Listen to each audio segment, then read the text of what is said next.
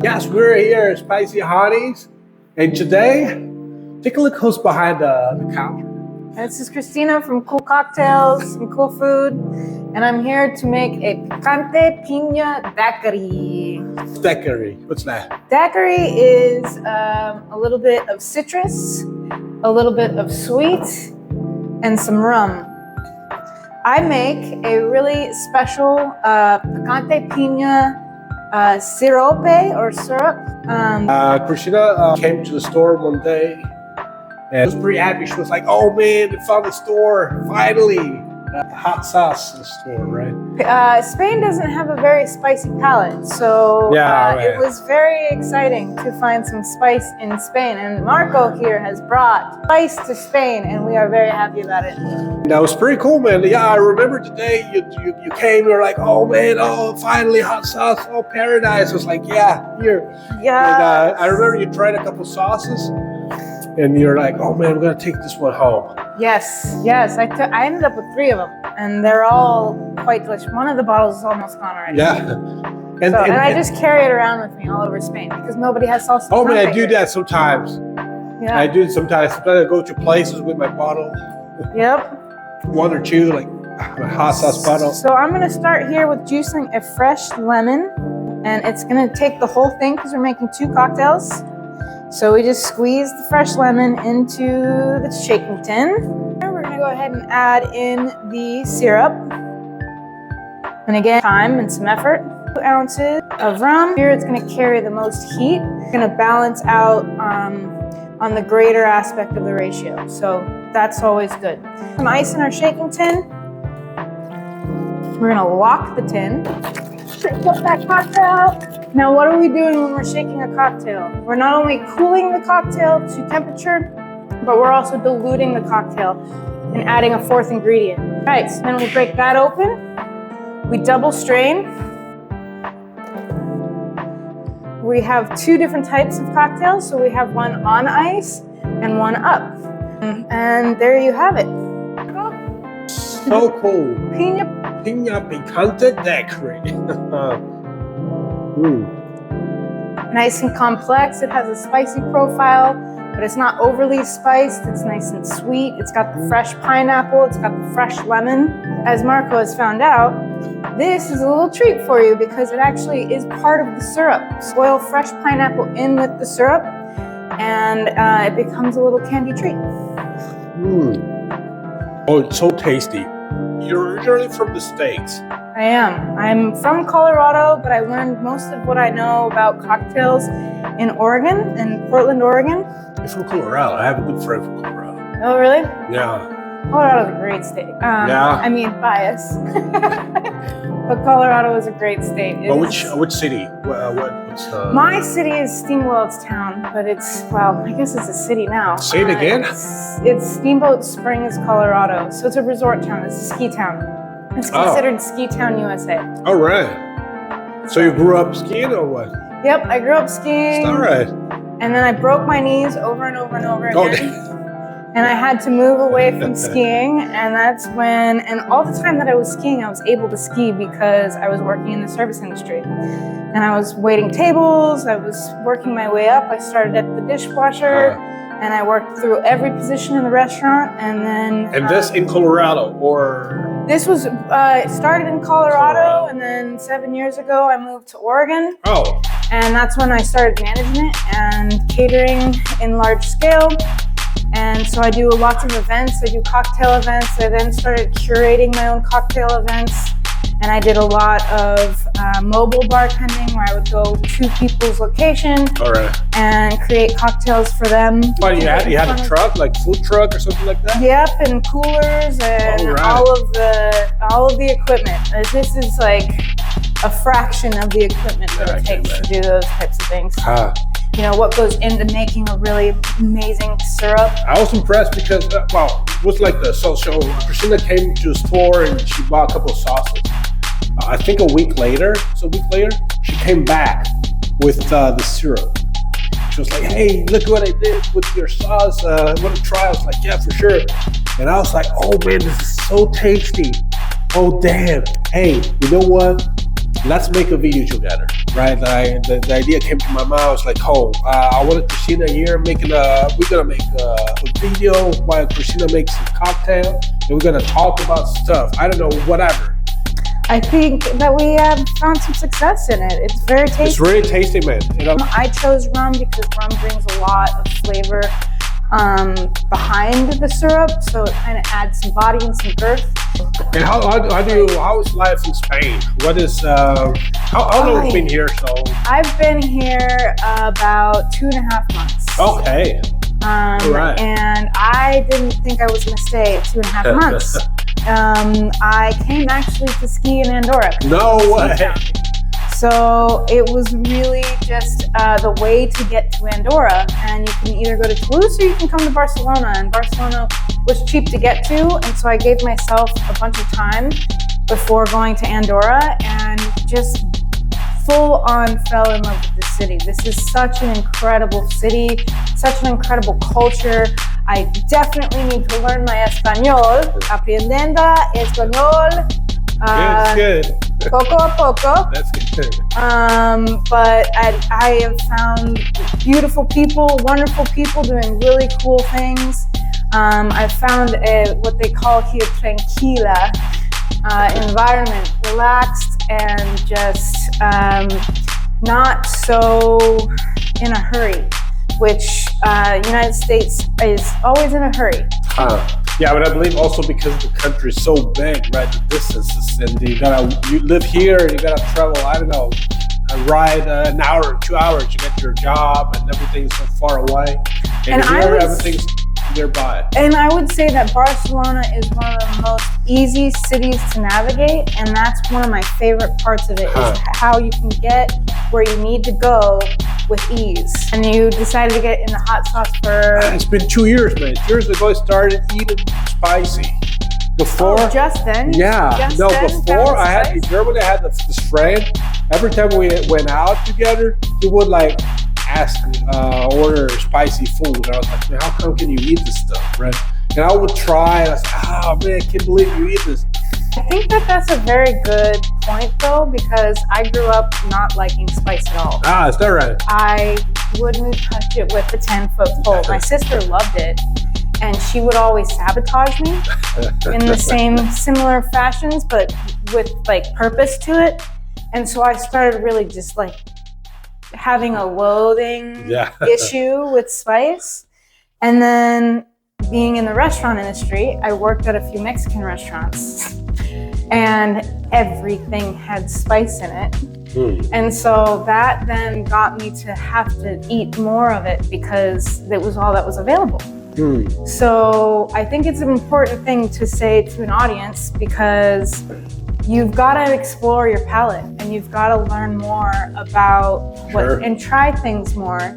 And you know, your new self might not like something your old self liked, but your new self might like something that your old self hated. So it's very smart to revisit things that you don't like, and kind of test yourself in ways that then brings more joy to your palate. 100%. I agree 100%. That's for sure. Spicy Honneys is a great place for that, because they have all kinds of different flavors within their hot sauces. And that's the thing, is hot sauce is about, salsa picante is about the flavor. So the more you have a flavor, and the more you have like either vinegar or more fruits, or you know, different, and he has oils, he has honeys, he has different versions of hot sauces. I'm gonna hire you. There you go. You're already working behind the counter. You're right behind the counter. I know, right? But that was one of the things that made me fall in love. The same thing that you were talking about with the chicken sandwich. When you don't have that flavor, you're then like, wait a minute, where's the... And that was one thing I realized when I got to Spain, is that, you know, everybody when I was in the States was like, oh, you're gonna love the food there, it's so amazing. And don't get me wrong, it's amazing. But it's missing something. And Marco has brought that missing piece, because now that I travel around with his hot sauces, I'll just dump some hot sauce on like things that I would like some extra spice too, and then yes, the food is amazing. But the people who don't know spicy food, haven't tried it, give it a try, man. The biggest thing is to start low. You don't have to go with a ghost pepper at first. You don't need a jalapeno. What's the ghost pepper? Maybe people don't know what the ghost pepper is. So ghost pepper is supposed to be like one of the hottest peppers that exists on the planet. It just carries crazy heat, and you don't want to eat it straight unless you are a crazy person.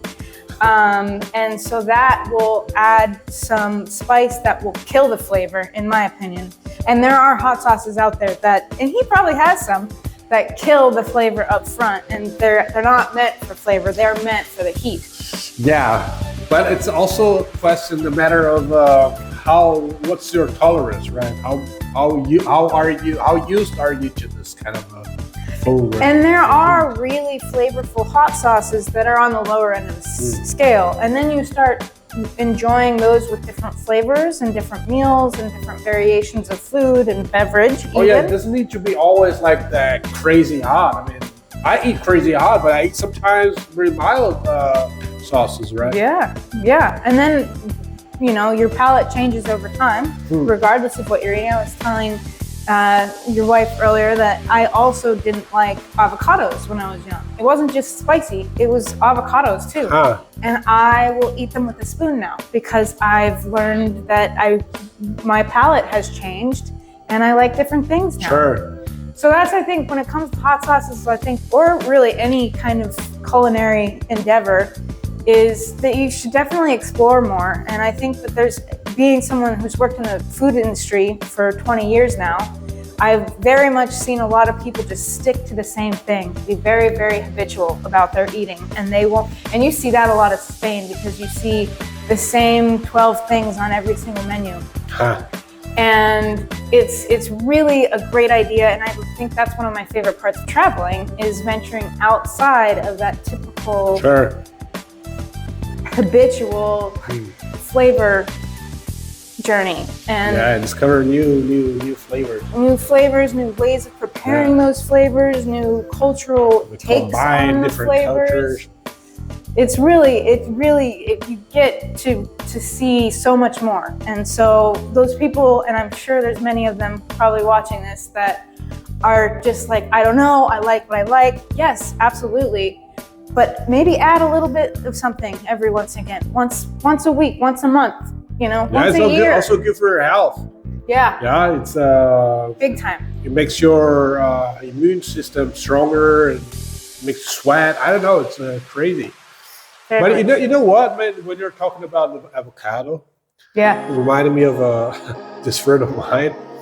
It's Japanese, right? And in the 70s, in the schools in Japan, they would give children bananas. To eat. So he grew up hating bananas. Funny. He couldn't, he hated so much, right? So now he's a grown-up man. He's traveling around, right? So he's traveling around Europe, Asia, I don't know, whatever, India. So he's in India, right? He's at this really tiny store buying some stuff, right? And then he hears like a foreigner, like a tourist, I think the guy was British, asking for a pink banana. And he got curious. He was like, pink banana. So he approached the guy and was like, Mister, what is a pink banana? The guy was like, oh man, I came all the way from Britain to India to get this pink banana because it's so delicious, so tasty. You gotta try it. So the guy laughed, right? And he was like, oh man, I can't believe this guy came all the way from Britain. Right? That's banana? A lot. What? So he got curious and he tried it. He was like, oh man, it was amazing. He said, it was amazing. The taste was so good, man. But since then, he started eating banana again. Well, and that's something that if you are seeing this and you don't follow me, I would definitely, take a look into what I'm doing, because there's a video coming up that I explore some of the fruits that I've never heard of before, and I've only seen here in Spain, but I didn't even know existed in America because you just see in America, you see, well, in the United States, excuse me, you see the same produce all over. You see one variation, even though there's probably close to 400 variations of apples that grow there. You only see 2 or 3 in the grocery store. All right, I understand. You know, here you have fresh markets, and they are constantly farmer driven, and you see all these different variations. I tried a maracuya, which is a orange passion fruit, which is much sweeter and less tart, way easier to just eat straight from the fruit. Whereas the typical passion fruit that you see in the States, which you see out here as well, is very tart, and you don't really want to eat it right out of the fruit. You actually want to add sugar to it before it's like palatable. And I was really excited about the different variations. And when you're talking about the banana, there's all these different versions, and depending on where you are, how things are growing, that's like, I think one of the most essential parts of travel is you get that experience and you remember that. That's the thing that you remember the most, you know? Memories are the most valuable things we have in life. It's the only like truly lasting thing that we have. And that a lot of times carries through flavor. So that's why I do what I do. And I'm sure that's why Marco does what he does. But also we change, right? As you were saying before, during life, right? We're constantly changing, right? I'm not the same Marco from 20 years ago. Right. Well, and I think that's what makes culinary endeavors so fun, because you can have the same thing. You can have chicken 1,000 different ways, and what your chicken that you had 2 years ago can be completely different, even though it's prepared the same from the chicken that you have today. And if you went back to that shop with the chicken sandwich, it might taste a little different. You never know. It might taste the exact same. You don't know. But it's fun to go try. And I think that's one of the things that got me back into because I tried to get out of the food industry so many times. I mean, I've spent 20 years trying to get out of the food industry. Oh, really? It's just not that rewarding for people who harsh own sometimes. The projects. So nonetheless, I found myself falling back in love because there's few pleasures that you get on a consistent basis in life. And one of the things that you have to do every single day is eat. And you eat at least once every single day. And you know, if you don't make that pleasurable, then what are you doing? I don't know. I have a better way to say that, but it seems to me like it's the easiest source of joy, especially because you get to the basics it. For sure. Sleep, eat. Yeah. You know, make You love. could live your whole life just sleeping and eating. Yeah, also. Definitely. Yep. So, anyway. But Spain's a good place. You like Spain? I would recommend anybody who can to come and at least experience Spain once or twice. I have only seen Barcelona, so I can't really say much about Spain as a whole. But I didn't know what to expect. I didn't do any research. I'm really bad at that. I really don't look into things like I should. I don't research things like I should. I just saw that the ticket was easy and I was like, let's do this. And I decided to do it. And so, you know, it was a one-way ticket and I had no plan. I had no money. It's very, very little money. And that's one of the coolest parts about Spain for someone from the United States is it's affordable. It's a place where you can, you know, if you've got good money, you can live like a king here. It's a very, very reasonable place, and it's just lovely. And I honestly am not someone who likes hot climates, and so I would definitely recommend it in the wintertime. I got to be here for the Christmas lights and the decorations, and I got here in the mid-November, and I would say for the back half of the year, so like mid-November to the new year, it is stunningly gorgeous. It is stunningly gorgeous. It's amazing what Barcelona puts into their Christmas decorations. People know Barcelona in the US? I mean, again, I didn't do a lot of research. No, but I mean, it's like people know Barcelona as much as they know Paris, for example. If you say Barcelona, people know that. I'd say Madrid takes over a lot. Oh, yeah. But yes, it's definitely one of the two places in Spain that people know about. And honestly, I think that one of the things that's hard with the States is that we don't get to go outside the box a lot. It's very expensive to travel. Whereas in Europe, you know, that's another total difference in cultures. Is in Europe, you can spend $100 on a plane ticket and be in another country. Sure. Or you can spend, you know, less than that on a train. I said dollars, euros. You can spend less than that on a train and be in another country. And in the States, to get from one state to, so like I used to go in between California and Colorado all the time. It would, you know, by the time I like flew there and then went from Denver to Steamboat and then, you know, from Steamboat back to Denver and then flew back. I mean, it would be $800 just for like a single trip. And that was not even both ways sometimes. So it was very, very eye-opening when I realized how the ease of travel was just so different.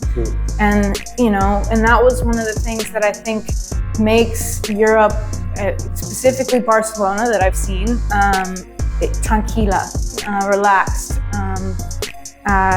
You know, and I think that's one of the things that in this age of AI and technology and everything going so fast and getting so intense is that you gotta just relax a little sometimes. You can't always constantly be chasing things. You gotta like just sit, have a freaking beverage, and, you know, enjoy the sunshine, enjoy the people walking around on the streets. Oh man, you gotta see Barcelona in the summertime. I hear it is quite amazing. We're not gonna let you go back to the States now.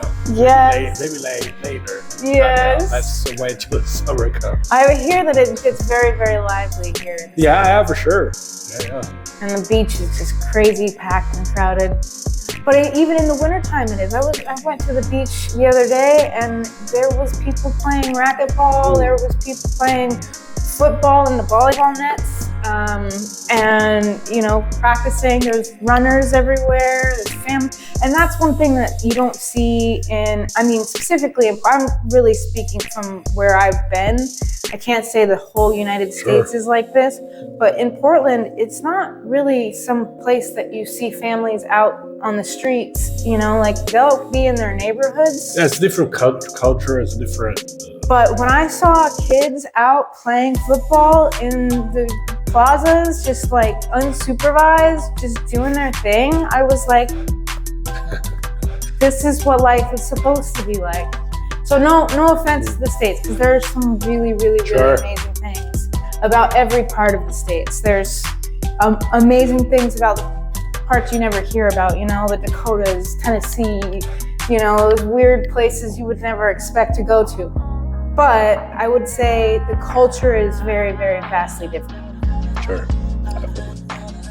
So. As a Brazilian, I can say the same. Yeah. Well, and I live with Colombians, and they definitely said that the fruit is very different in Colombia. And I guess, that's just awesome. Yeah, that Colombia really, a lot of the fruits come from South America. So the taste, when you say the guy traveled for the pink banana, the taste, a papaya here versus a papaya there is vastly different, even though it's the same species. But because it was native there, and that's where the soil that it's meant for and the climate that it's meant for, you know, it's very different here. But there's also some fruits here that I'll have in my next video that is specific to Spain, and they're delicious, you know. Chris, it's a really pleasure having you here behind the counter. If you come to Barcelona, come to Spicy HONNEYS. if you can, follow us on Instagram, YouTube channel. So if you can follow us, it's going to really help us out. I'm Cool Cocktails, CUHL Cocktails, and Marco is Spicy Honneys. I don't wanna be worrying about that, but that's been where my mind. Cause now it's like 55 quid for my phone bill and a tenner for my bus pass too. I wish I could go back and tell myself that life is gonna hit you hard. They say money won't buy you happiness, but being broke really ain't a good time. So all I want is just to get paid. I know I ain't ashamed of trying to make a wage now. Money, money, money, money, money makes the world go round.